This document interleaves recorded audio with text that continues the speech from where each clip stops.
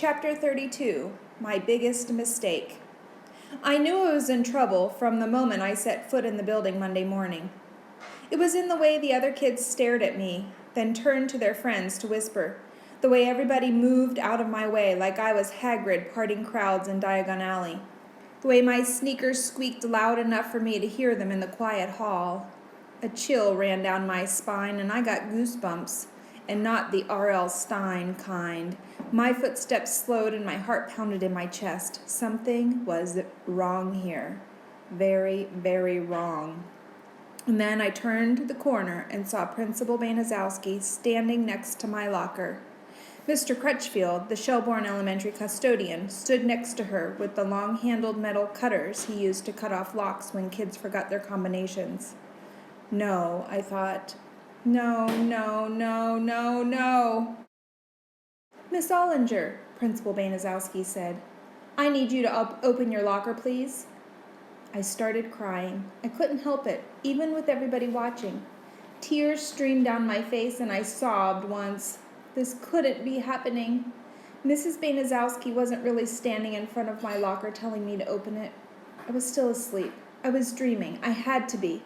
This was a nightmare, because if Mrs. Banaszowski was there, telling me to open my locker, that meant it was all over. Miss Ollinger, if you won't open the lock, I'll have to ask Mr. Crutchfield to cut it off. I wanted to say something. I wanted to do something, but all I did was stand there and cry. I was barely even aware of all the other kids who'd gathered around to gawk. All right, Mr. Crutchfield, Principal Banaszowski said. Through watery eyes, I watched him slip the cutters around my lock and squeeze. The lock popped and Mrs. Banaszowski removed it. The hallway was completely silent as Principal Banaszowski opened my locker. The chink-chink of the handle on my locker echoed in the quiet. It sounded like handcuffs going on my wrists. I wanted to fall to my knees. Where was my quicksand? I wanted it now. I wanted to be swallowed up by the ground and disappear forever. But there I stood, watching through my tears as Principal Banaszowski pulled books out of my locker library. The covers didn't fool her for a second. She already knew. She opened one, then another, until she was satisfied they were illegal books. They all were. My locker was stacked full of them, from top to bottom. I let the backpack filled with my school books slide to the ground.